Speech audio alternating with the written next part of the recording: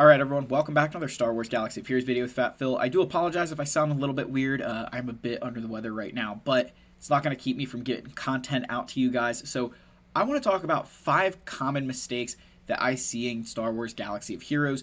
We're going to talk, these are kind of, sometimes it has to do with the character's kit. Other times it's just, I think, characters that we use incorrectly or don't understand when we say certain things what we actually mean. So I want to take a look at these things. These are just 5 common mistakes that I see made throughout the game, and there's one that is a super hot take that people aren't going to like. So we're going to get into that. First and foremost, though, huge shout out to the channel members. You guys are amazing. Thank you so much for all the support you give me. If anybody's interested in joining, there's a link down below. Otherwise, I just ask that you please hit that thumbs up button to like this video, subscribe to this channel. I put out content that I try to help players at all stages of this game. So sometimes, if you're a newer player, you're like, oh, this guy's not really giving stuff for me. I do try to do that, but I also try to make sure that I'm reaching players who are in later stages of the game as well. So let's dive right in here. So the first thing I want to mention, we've got Grandpapa Palpatine here. And then underneath it, we've got Mara Jade and Starkiller word, and it says understand bonuses. So with Emperor Palpatine, one of the big mistakes I think a lot of us make is not understanding how you want him modded. So if you look at my Palpatine, you'll see that I have a ton of protection on him. I've got a little bit of speed mods, but primarily I'm looking at protection. The reason for this is because of his unique ability down here.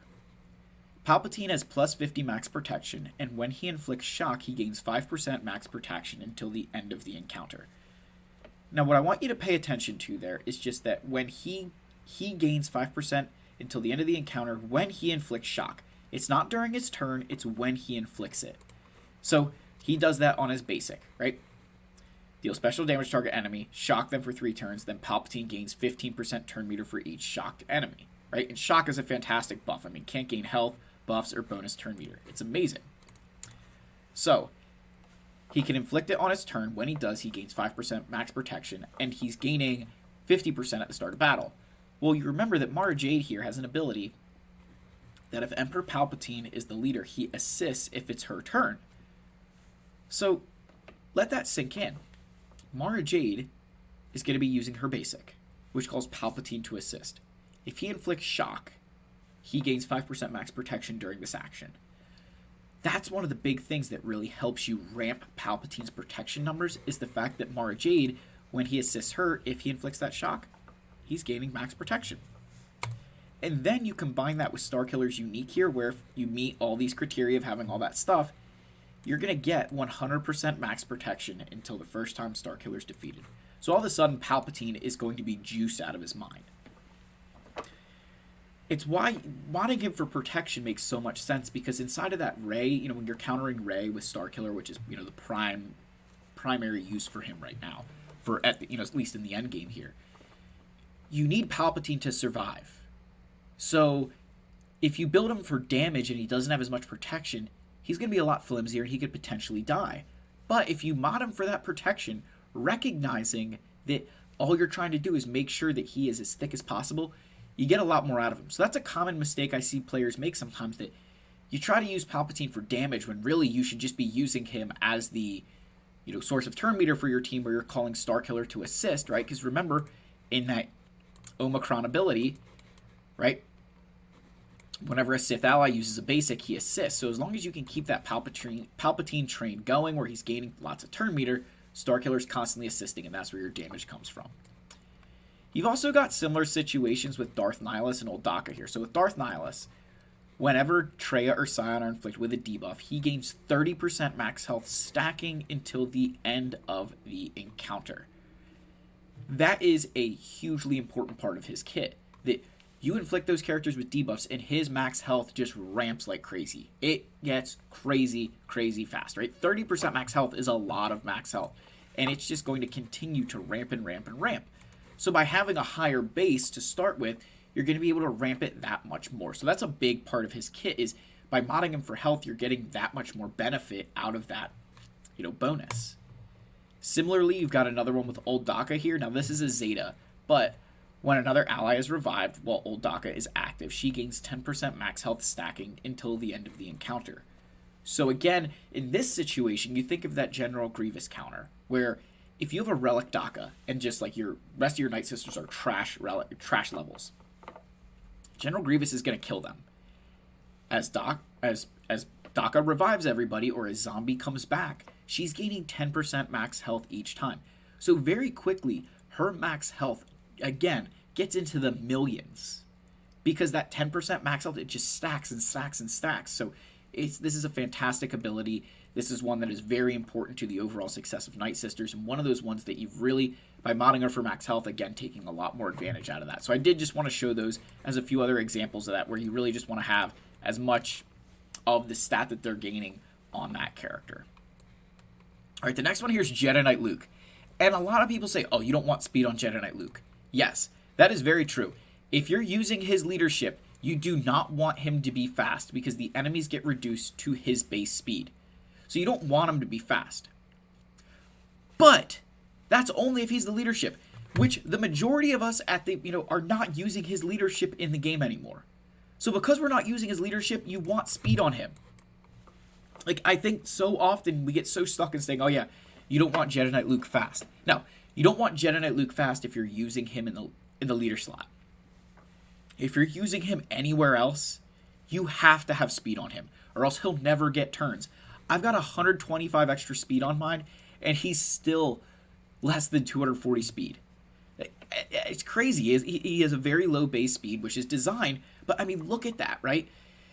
He will not take turns if he doesn't have speed. It's just a reality, right? You really need that speed on him, because he does have ways that he can gain turn meter, right? There are ways that he gains turn meter during the encounter, but if you're going up against Lord Vader, or you're going up against Jedi Master Kenobi, that turn meter, he might not be able to gain it. So now, if he can't gain turn meter, and you don't have a lot of speed, he's not friggin' moving. So yeah, you need to have speed on your Jedi Knight Luke if you're using him outside of that leadership slot. Yes, you still want him loaded up with protection, right? You still want to take it, or protection, offense. You still want him just juiced with offense. But don't make the mistake of thinking that you don't want speed on him. It's only if you're using him in the leadership do you not want speed. Otherwise, load him up with speed. You're not going to regret it. All right, now here's the hot take. Everybody always says that counters take skill. And I'm here to tell you that I do not think counters take skill. If you watch videos on Fennec Shand beating Lord Vader, Starkiller versus Rey, General Skywalker versus Rey, Dash Rendar versus Jedi Master Luke, and like Jedi Knight Revan and friends versus Supreme Leader Kylo Ren. Pulling that off in and of itself does not take skill. Because if you're following a guide, you're just following what somebody else did. Somebody else had skill to come up with that. But you're just following their work, right? It's a strategy you're using, not skill. And there's a big difference. And I think so often we use strategy and skill interchangeably, and we need to stop. Because people always ask, well, what makes you good at Galaxy of Heroes? Well, it's the combination of that strategy and skill. So when skill enters the picture for me is when whatever guide you're using no longer applies. Like, maybe, your Mando doesn't get an Annihilate off, and so you've got to, work through that process. You don't get Rey to damage immunity before she goes to ultimate, and now you've got to come up with a way to beat her. Like, that's where skill enters the equation. When you have to overcome something that the guide didn't prepare you for. But just saying that following a video, takes skill, that does not take skill. I could teach my daughter to do that, right? She's 4.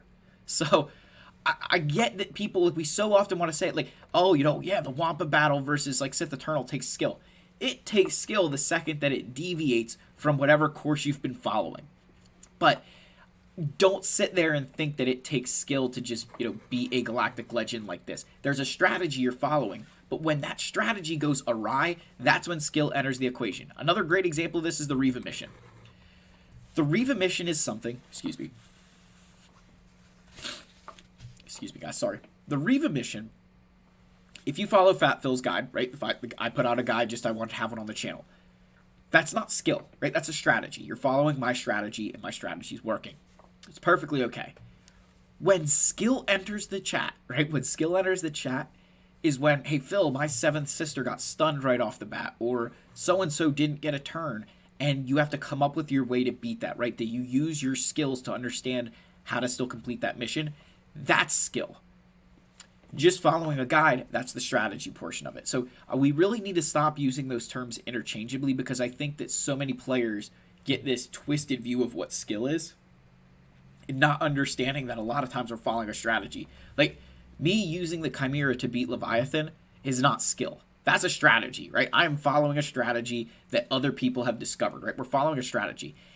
That's not a skill move, right? A skill move would be, hey, the guide I'm following isn't helping me because my TIE Fighter pilot can't one-shot their Sith Assassin, or this dodged, or that happened. Like, when things go wrong, that's when, and you still win, that's skill, right? That is a demonstration of skill and not just following a strategy. So I want to get that out there. I think that's something that really, really, if you can't tell, I'm very passionate about that.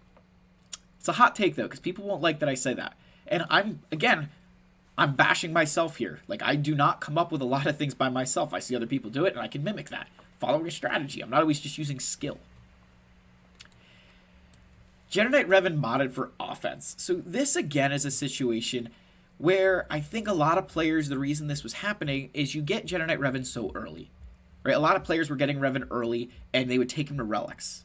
And so they'd be like, oh, wow, Revan hits so hard. Yeah, a relic character should be hitting hard against Gear 11 characters.